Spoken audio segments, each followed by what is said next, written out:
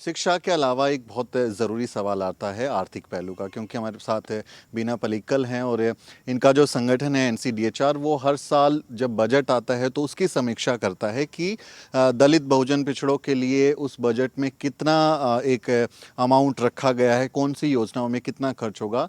तो आर्थिक पहलू के तौर पर नज़र रहती है इनके संगठन की। बहुत शानदार काम है।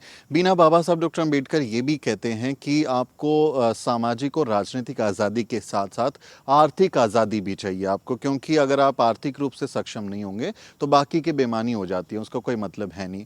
आपको लगता है कि खासकर वंचित समाज पिछले 75 साल में आर्थिक तौर पर मजबूत हुआ, उनको वाकई आर्थिक तौर पर आज़ादी मिली है? आर्थिक पहलू को कैसे देखती हैं आप?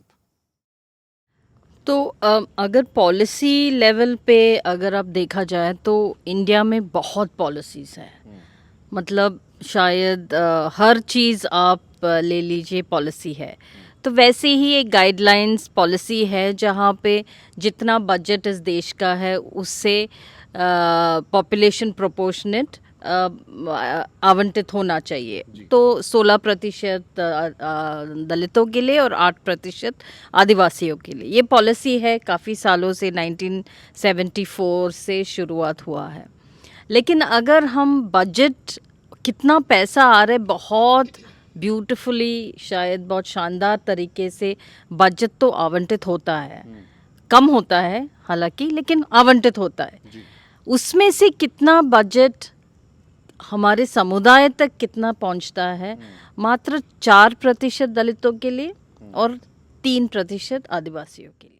बाकी बजट किधर है? ऑलमोस्ट 1 लाख तकरीबन, आई थिंक 1,40,000 कुछ है बजट। तो ये बाकी बजट कहाँ जा रहा है? यूरिया सब्सिडीज दलितों के लिए।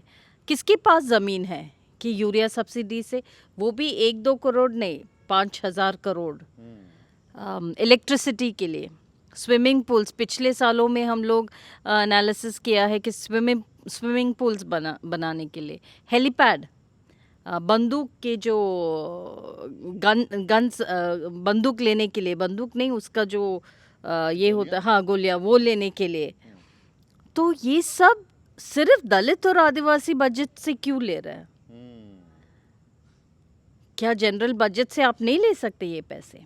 ये जो स्टेडियम यहाँ पे बना है दिल्ली में, जो कॉमनवेल्थ के लिए बनाया था, वो पूरा दलित और आदिवासी बजट से लिया गया है, दिल्ली बजट से। इसका मतलब ये आप कह रही हैं कि वो जो बजट एलोकेट हुआ था उसको खर्च ना करके डाइवर्ट कर रहे हैं। तो डाइवर्शन एक एक वेरी कॉमन चीज़ है।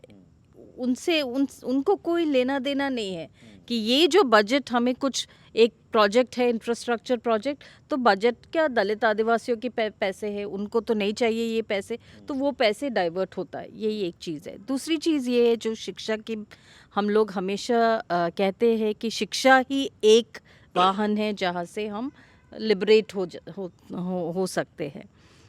पोस्ट मैट्रिक स्कॉलरशिप ही ले लीजिए, उसका 6 लाख स्टूडेंट्स है, टोटल स्टूडेंट्स जो 2017-18 में शायद उनका 6 लाख स्टूडेंट्स को वो मिला है पोस्ट मैट्रिक स्कॉलरशिप।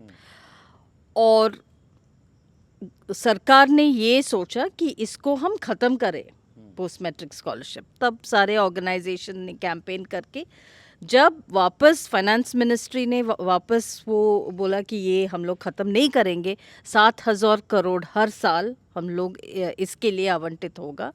वो पूरा उनके ही बोलना है कि हम 7,000 करोड़ देंगे। पिछले साल 5,000 करोड़ दिया था।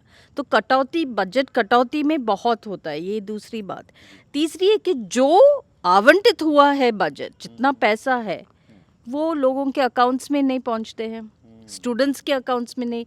कितने स्टूडेंट्स हैं कि सिर्फ पोस्ट मैट्रिक स्कॉलरशिप नहीं मिला है, इसलिए उनका एजुकेशन ख़त्म नहीं हो रहा है। हाँ, अभी हाल ही में पंजाब से डेटा आया था जी जी जी, बिहार में 3-4 साल से, वहाँ पे PIL भी फाइल हुआ था कि 4 साल से स्कॉलरशिप ही नहीं दे। महाराष्ट्र में स्टॉप हुआ है। जो स्कीम्स, जो योजना है, जैसे नेशनल ओवरसीज स्कॉलरशिप है, 36 करोड़ है, बहुत ही कम है। कितने लोगों, कितने स्टूडेंट्स को मिल सकता है वो स्कॉलरशिप? लेकिन उसका रूल्स भी बदले हैं। क्या रूल्स बदले हैं कि हम इस देश की जो हिस्ट्री और सोशल कल्चरल चीज़ें पे हम कोई रिसर्च नहीं कर सकते। मतलब दलित इश्यूज़ पे हम बेसिकली रिसर्च नहीं कर सकते। तो अब एक तरफ से आप बोल रहे कि इतने सारे अच्छे योजनाएं हैं, लेकिन दूसरी तरफ से आप इसका पूरा बदलाव हो रहा है कि हम इसको प्राप्त नहीं करें। तो उस पे ही एक संघर्ष जारी है कि जो पुराना जैसे नेशनल ओवरसीज स्कॉलरशिप है उसको लेकर आए। ये भी एक संघर्ष है। ये एक संघर्ष है और आर्थिक तौर पर तो योजनाएं तमाम बनती हैं जैसी कि बीना बता रही थी, लेकिन वो धरातल पर कैसे पहुंचती हैं वो जब हम आसपास नज़र दौड़ाते हैं तो हमें समझ आ जाता है।